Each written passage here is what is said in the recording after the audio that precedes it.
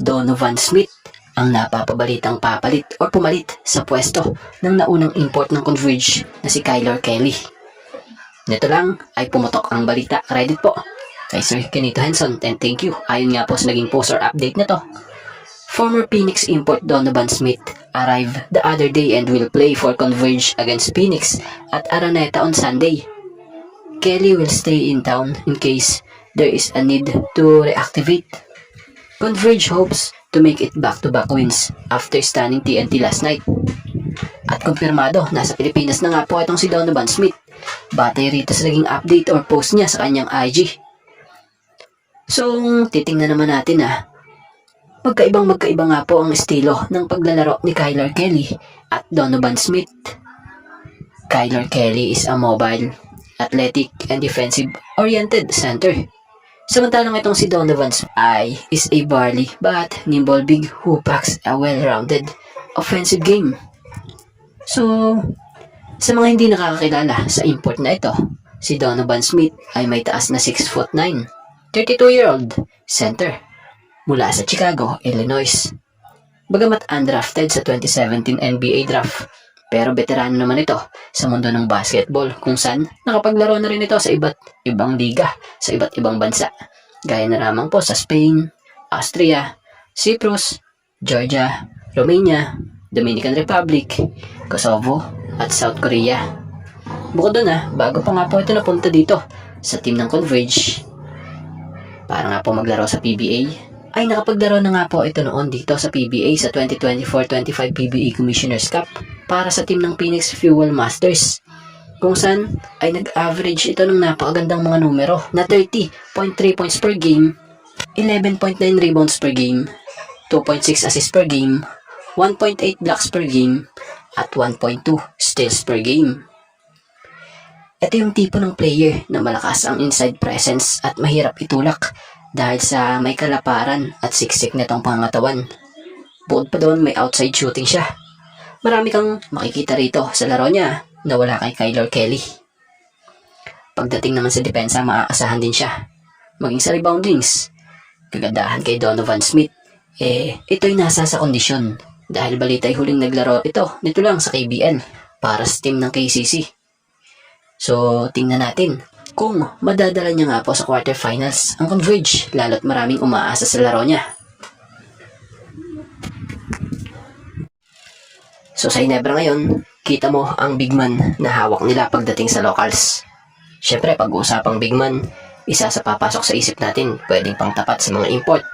Ito, pero sa Ginebra, kita naman kung sino ang kayang makipagsabayan talaga sa bilis at rebounds pagdating sa team ng Ginebra. So yung Japet, matik na talaga yan. Pero may isa pa nga po na sumunod kay Japet Aguilar na kayang makipagsabayan sa mga import. At ito ay si Troy Rosario. So maswerte nga po ang Ginebra dahil nga sa hatid na hustle, sipag at napaka-athletic na player ng taong ito. Dahil doon, nabibigyan niya ng magandang impact at laro ang Ginebra. So sa isang laro ng Ginebra, this elimination, mabalik tayo ng versus Terra Firma, kung saan may napansin nga po ang isang PBA announcer na si Sir Mr. Kenito Henson sa isang player ng Ginebra na si Troy Rosario. So sabi nga ng isang veteran PBA commentator, ay si Troy Rosario nga umano raw ang nagiging utility man ng Barangay Ginebra dahil sa sipag nitong kumuha ng pwesto para makasecure ng rebounds. Bukod doon, dahil din daw po sa limited time ni Japet sa game, double ang effort nga raw umano na pinapakita ni Troy, lalo na at naglalakihang ang mga imports ng ibang teams this conference. So bilang opinion natin dito, kahit naman tayo bilib din dito sa player na ito dahil sobrang hassle, every game nagagamitin siya sa court nitong si Coach Tim Cone. At di na rin tayo nagtataka kung bakit lagi nga siya nakakasama sa starters ng Barangay Ginebra. So this conference nga, kita mo na isa din siya talaga or isa din ang reboundings sa pinaghihirapan niya bukod sa opensa, kung saan kasalukuyan nga siyang bilang power forward ng Ginebra ng 7.43 points per game, 7.57 rebounds per game, at 1.14 assists per game. So ano masasabi nyo sa kasalukuyang performance na ginagawa ni Troy Rosario, lalo na pagdating sa reboundings? Kamakailan lamang o nito lamang May mga kumakalat nga or haka-haka ang lumabas na itong araw di umanong si JaVale McGee ay nasa radar ng TNT kung saan posibleng palitan ito or ipapalit di umano ito kay Bolbol na kasalukuyang import nila this ongoing PBA Commissioner's Cup.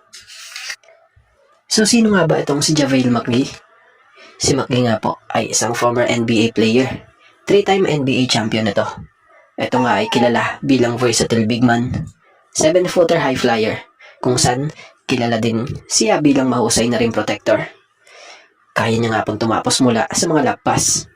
So sa mga magtatanong about sa edad nito, ito'y kasalukuyang 38-year-old pero magpahanggang ngayon, andun pa rin sa kanya ang energy player at pagiging defensive anchor. Kung tutuusin, batay sa opinion ko mas malakas at mas agresibo nga po yung nakikita nating JaVale McGee ngayon na nasa NBL kaysa nga nung naglaro ito sa NBA. Siguro dahil na rin sa mas mahaba ang playing time niya nga ngayon na nakukuha. Kaya dito niya na mas nalalabas nga yung husay niya pa. So kung titingnan natin, from bata-bata sa liga to veteran, pwede, pero malabo para sa opinion natin Dahil may nabasa nga tayo na agad nang pinutol ng TNT team manager ang usap-usapang patungkol dito. Kaya na lamang dito sa nabasa nating update ng fast break. Credit po and thank you. So para sa kanila, hindi nga raw si McGee dahil ito'y matanda na kung sa Tagalog So ibig sabihin, walang plano ang TNT na palitan si Bolbol. So wala nga raw po silang nakikitang rason para palitan ito. So kung ganun, ayun, malinaw para sa mga fans dyan, especially ng TNT.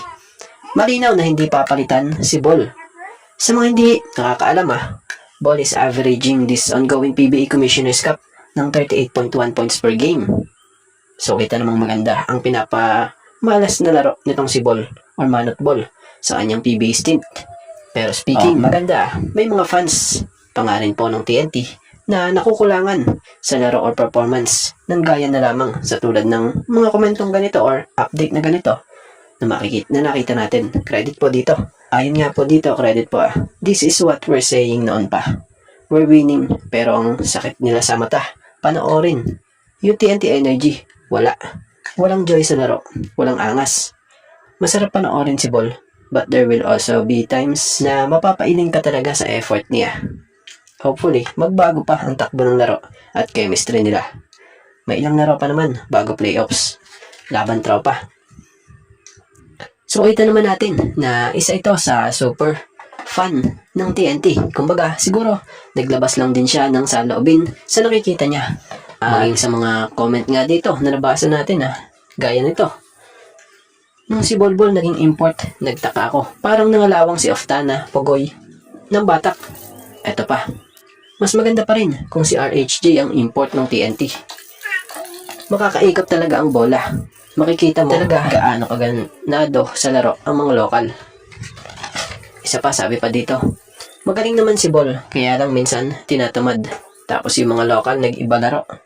Bumaba shooting nila Calvin Oftana, Pogoy, Ray ng Batak. So, yun nga ilan sa mga opinion ng mga fans ng TNT batay sa nakikita natin o nakikita nila sa nilalaro nitong si Bolbol.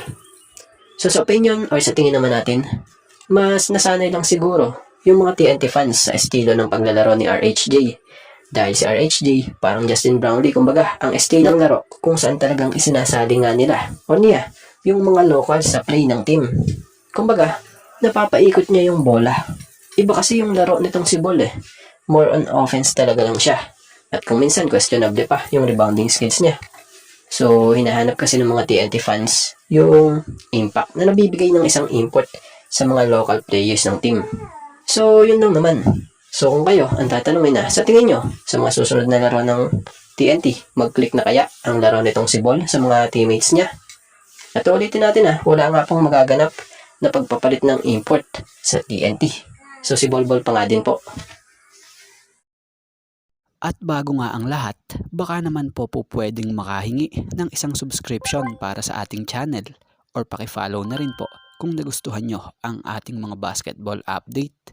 At kung ito na may makakabigat para sa inyo, kahit isang like and share na lamang po. Maraming salamat po.